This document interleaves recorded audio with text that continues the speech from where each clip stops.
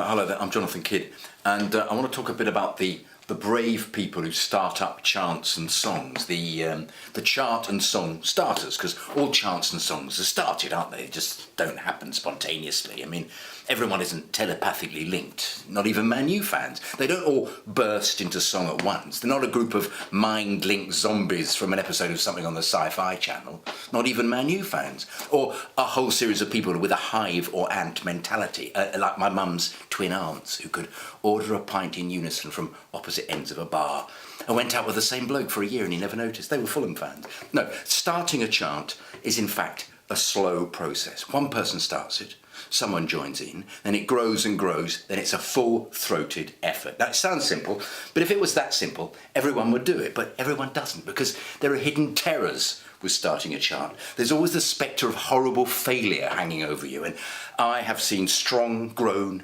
mature, fat men with huge guts and tattoos crushed by failing to have anyone pick their chant up.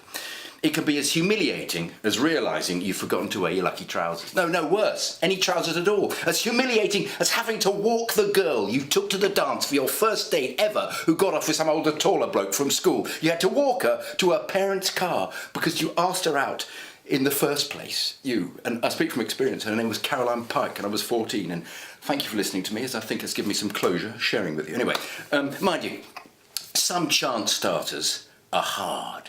As thick-skinned as my one-armed Uncle Jack, to whom the words from the bloke with the machete, "If you come in here with your poofy ways, you leave with a limb missing," he ignored completely. And I've noticed that what the would-be chant starter does if his chant attempt is ignored is to either manfully finish the whole chant on his own, which some do, especially when no one else around them is actually chanting anything else. They're saying, "Fuck you lot, I'm singing this one then," or join in subtly with the chant that someone else has started close by, and for some reason has become the chant that everyone decided to chant, which wasn't theirs. Keep with me. Now, this being ignored can happen for various reasons. I stood next to a chant starter at the West Ham versus Chelsea game at Upton Park this season, and he started well and impressively with a carefree, carefree, wherever you may be, we are the famous CFC. I apologise if you're non-Chelsea, which I'm sure is a large number of you. You can tell me to fuck off if you want. It continues. It's a short chant, and we don't give a fuck wherever you be, we are the famous CFC. It's Lord of the Dance, And that song was soon being sung by all around us, and instantly he slid into it. There's a knack, you see. You don't just blurt it out. You don't just do, "Carefree." You don't do that. No, you slide into it to advertise it. Let people know that's what you're offering them, you see. So it goes, "Carefree." Clapping helps as well. And there's a kind of bodily bounce or arm movement can help. Carefree. I've seen some starters actually do a kind of all-encompassing turn to try and trap people to join in. You see, it's the eye contact. Carefree. Actually, it's all this vocal and physical effort that makes it embarrassing if no one pays any attention, you see. Now, this particular bloke nailed it with his first attempt, and he was next to me. I congratulated him, and he slid into it with expertise. Everyone slowly but surely took it on, was belted out by everyone around us. But sadly, was all downhill from then on. He lost his bottle completely, became a slightly shrunken figure after his subsequent attempted starts were all ignored, especially after he attempted a zigga-zagga that no one paid any attention to at all. That's a zigga-zagga, zigga-zagga, and the response is, "Oi, oi, oi." Then there's a repeat, zigga-zagga, zigga-zagga, then a long drawn-out zigga, followed by oi, and then the song follows on, "Oh, when the blues go steaming in," that flows from it. But to be fair to him, it's a lot to do with timing.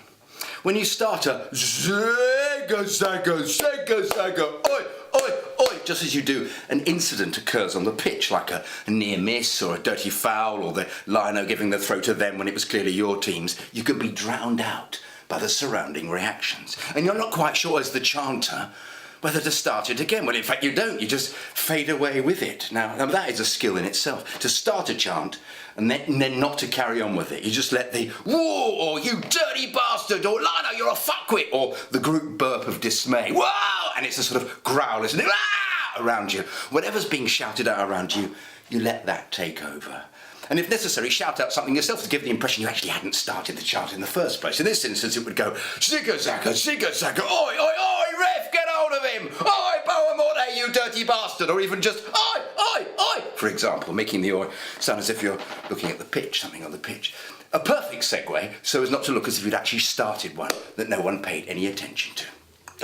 Anyway, this bloke at the Hammers knew that after a healthy start, it wasn't actually his day. After the failure of his zigga-zagga, he tried a spot, which is possibly the longest chant in the Premier League. Now, obviously, as it is, one man went to mow, there are 10 verses before everybody goes, show, say. For this poor fool who had capably dealt with the failure of his zigga-zagga with a clever, oi, oi, oi, to climb into one man went to mow a meadow, one man and his dog Spot went to mow a meadow. He had chosen the Everest of all chants to start, and his foolhardiness was to leave him a crumpled heap as he failed miserably, fell down the steep cliff face of having chosen completely the wrong moment to have started it. At a corner. I mean, I could have told him, no, insert Spot, the Bohemian Rhapsody of all chants. It's so fucking long. Insert that in a lull, when someone's injured, when there's a dull piece of play, like when Man City are parking the bus or passing the ball about, when a substitution's being made. But not at a corner. This bloke revved up as Lampard trotted up. And man went to bow! And Frank lamped it into the centre. The ball was headed out, pinged backwards and forwards with the usual calls of encouragement that go with corners. Not a dicky bird of his chant could be heard. When it died down, he was on 3 men. 3 men went. The panic was in his eyes. He had to finish the verse. 3 men went to mow. He was speeded up. Went to mow and 1 man and his 3 men and 1 man to mow a meadow. The ball had gone out for a goal kick. But he wouldn't let it lie. 4 men went to mow. No one was interested. Someone put him out of his misery by starting up and, hello, we are the Chelsea boys, and if you are a Tottenham fan, surrender all you like. It was as if a sniper had shot him expertly through the jaw. He stopped mid-meadow. Went to mow a meadow. And that was that. Not a squeak from him for the rest of the game. I would swear he'd shrunk several centimetres as well. So, the perils of the chant starter. It's not for the faint-hearted.